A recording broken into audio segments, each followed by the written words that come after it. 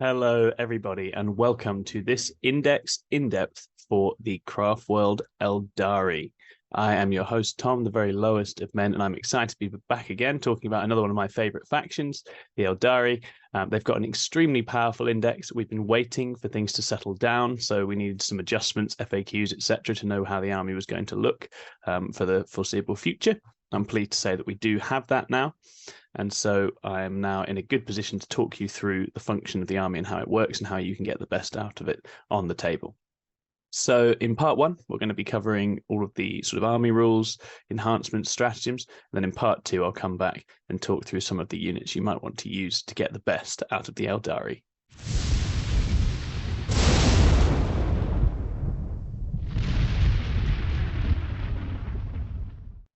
So let's start with the faction rule. This is extremely powerful. You have strands of fate as the Aeldari rule. The Aeldari are skilled at manipulating and seeing the future, understanding what's going to happen before it happens, interact with the sort of outcomes of destiny and fate, and that's always what they're doing in the game. They're always fighting and intervening to try and control the course of events and the shape of the future. And so in fitting with that, they've got an extremely powerful rule that allows you to manipulate outcomes and effects in-game. So at the start of the game, you roll 12d6 to determine your fate dice. This gives you a whole pool of dice, different results, which you keep to one side. You can re-roll these, but you lose a dice each time that you do it. So you're sort of narrowing down your pool in the search of better results. You may want to do this, but I think in the main, given that the army has ways to manipulate the dice, it's better to have a pool of 12 to work with than to cut them down. Now, you can use fate dice to substitute in before you roll a dice to give it the outcome on that given fate dice which you've rolled. Could be a 6, could be a 4, could be a 2. Substitute it in to replace a result before you do so. Now, as of the FAQ, this has been altered to work once per unit per phase. So you can't stack a bunch of results on a single activation, which is probably good for the overall power, stops you front-loading things and just absolutely brutalizing the opponent or front-loading all your defenses. But it does also mean that actually these are now paced across the game much more steadily and moderately. And I think that's actually going to be better for you overall as a player because it means you're not going to run out of dice really quickly. You're going to be able to continue to utilize these across all 5 turns of the game. You can substitute a dice for any of the following: an advance roll, a battle shock test, a charge, damage result, a hit roll, a saving throw, or a wound roll. And so you're swapping in the result in place of rolling for any of these things. Now, this gives you massive smoothing out of outcomes in terms of your delivery, helps things get where they need to go, helps things avoid failing battle shock, helps you ensure you make charges that are small by just putting in a result that you need. It means that any of your high damage weapons can spike and do enormous harm. And obviously, I think the most powerful uses of this in-game are either for triggering devastating wounds, which tend to go off on a 6 to wound, and often do, means that you've got a massive mortal wound spill. So being able to swap a dice in for that is enormously powerful and something Aeldari players will do all of the time. It helps you score hits on Overwatch. So if you've got a really high quality gun you want to trigger to take out something that's coming in near you on Overwatch, a D cannon or a Wraith cannon, being able to know that you've got a 6 there to make sure something hits can be really, really useful there as well. And it can obviously help you to protect a key unit. I think the key with this is always to slow roll saves to make sure as you are tracking how your unit's getting on, if it's getting towards being severely damaged, you can then bring in a save throw to make sure that you stop it and block the unit from being killed. So these are really powerful tools. They help you to blunt your opponent's efforts to trade and damage you. And they can also help you essentially guarantee massive spill damage into the opponent, which can turn high quality shooting into sort of all-purpose clearance for infantry squads, large units of bodies, and generally makes them extremely dangerous. So this combos really well with units that have access to devastating wounds. And you will see when we get to part 2, there are plenty of really powerful units that can access these, which you might want to use in your game. So Strands of Fate, phenomenally powerful, really useful. I think the adjusted version is definitely less oppressive and offensive than it previously was. But as I say, I think pacing yourself with these across the game, especially as when we get to the units, you'll see you have things that can spin different results out of your fate dice and ensure you get more 6s across the game. Taking your time with these actually in the long run, I think is going to be just fine for Eldar players, and it remains a really powerful and thematic rule. The detachment rule is a very simple and very effective one. It's the battle host. So with the battle host, you get unparalleled foresight. Each time an Aeldari unit shoots or fights, you can re-roll a hit roll and you can re-roll a wound roll when resolving your attacks. This is the old expert crafters. Eldar have had versions of this across the past. They had it in 8th edition. They had a nerfed version of it in 9th edition. It's phenomenally powerful because Eldar are an army that boast a lot of low volume, high quality shooting, much like the Drakari. With the Bright Lances in particular, they've got a lot of 1 or 2 shot guns that are very high damage. And being able to consistently hit and consistently wound with these smooths out that variance and makes them very, very reliable. It makes it extremely effective in shoot-offs. Eldari tanks are very well placed to outshoot opposing tanks just across the board in a very sort of with this added efficiency. It also gives you further opportunities to trigger devastating wounds because you're just fishing to try and get those 6s to wound, which again, comboed with the fate dice means that you've got several opportunities to look for these when you're firing guns with devastating wounds. So this is an army that can really chuck out mortal wounds, has a lot of ways to trigger that off. And this is a consistently excellent and powerful army-wide rule, which you're going to get endless results from across your games. If we look at the enhancements, this is also a really cool set of enhancements. A lot of these are Eldar relics that have been around for a long time, and they've all been updated to work well with the index and to function effectively in 10th edition. The Phoenix Gem's great. The first time the bearer is destroyed on a 2-up, they resurrect on full wounds remaining. Always really nice for just keeping a character alive, can keep them on an objective, can keep them in a crucial position on the board, stops an opponent from clearing out an area they were hoping to clear out. Obviously, every now and again, you are going to roll this one, and it's always sad when that happens, but very powerful to have. And obviously, Eldar characters are quite flimsy, and there are lots of precision weapons and snipers out there these days. So being able to blunt those or frustrate those is great, can be absolutely clutch. Next up, we've got the Weeping Stones. You gain a fate dice when the bearer's unit destroys enemy units. Now, I think this could be good.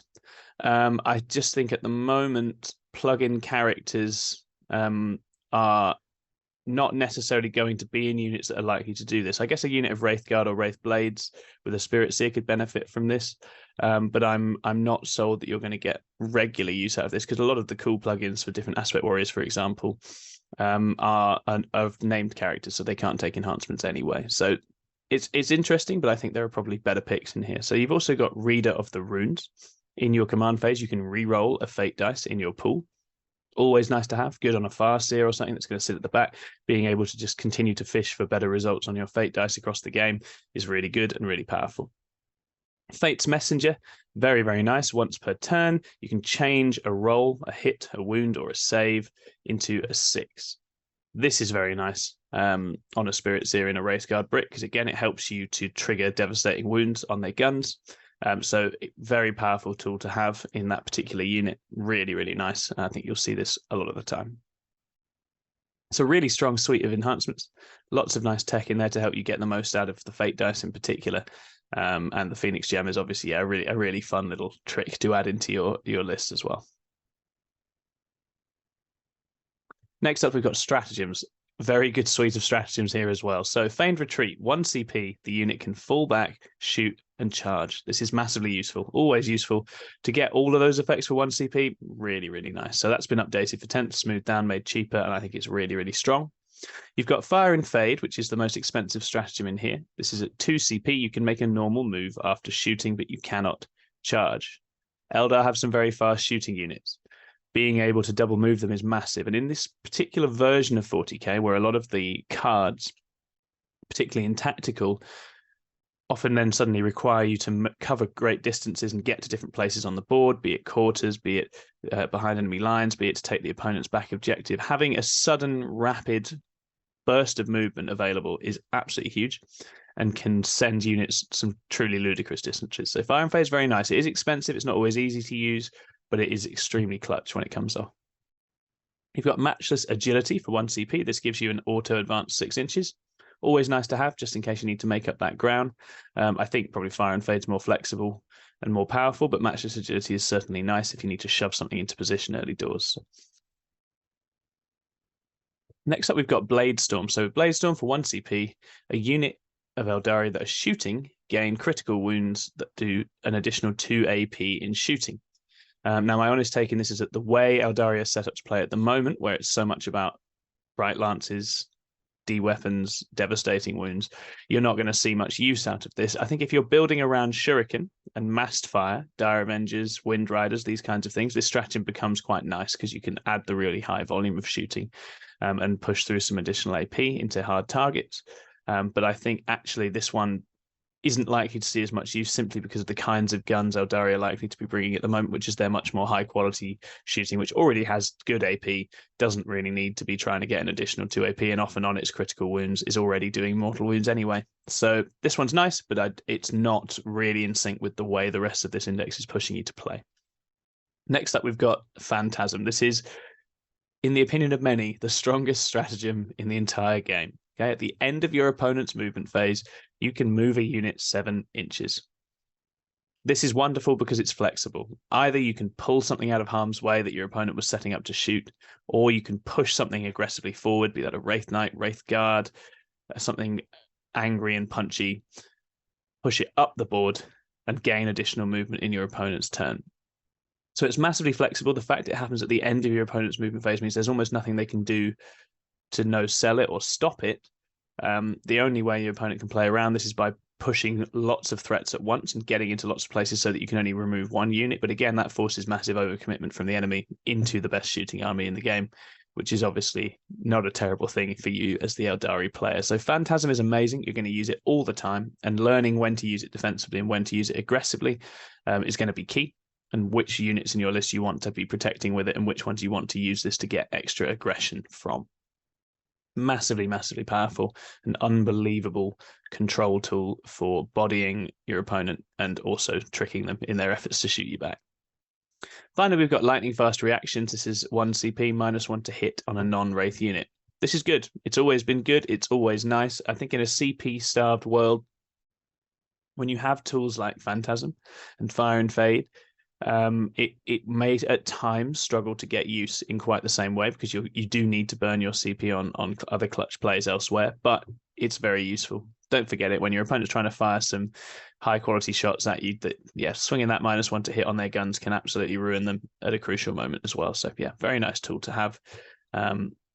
And it completes the set. As you can see, you've got a really powerful set of offensive and defensive tools here. A couple of them don't fit the overall game plan of Fate dice and the rerolls in quite the same way, but everything in here is strong. Everything in here is very useful, and you can definitely see play with it. As I say, Bladestorm's the one where I think you'd need to be building a very particular shuriken heavy type build to get the most from it, but it's still excellent alongside the other tools.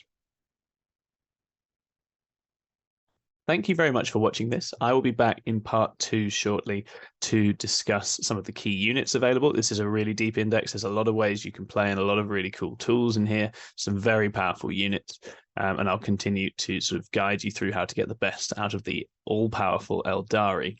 We here at 6++ are having a great time building the Index in-depths. It's been a really fun time for us. We've got the whole team putting out new episodes. We've got episodes covering Imperial Knights and Demons that have just come out on the channel with Lewis and Franco this week. And we're going to be putting out more and more until we've covered every single index. That is the goal. We will see how we go. Thanks so much for watching. We also have regular podcast content. We will record that 6++ show on Tuesday nights at 8:30 UK time, so we'll see you there. This week we've got Davy Slam being covered, which was an in-house tournament we just played with all of our 6++ players, so there's a lot of Aeldari stuff in there. So if you want to hear some tips and tools on how to play the Aeldari, I highly recommend that episode because Ed and Chris will both be giving a lot of the lowdown on how to play the Aeldari. Thanks so much for tuning in, and we'll see you all again soon. Bye bye.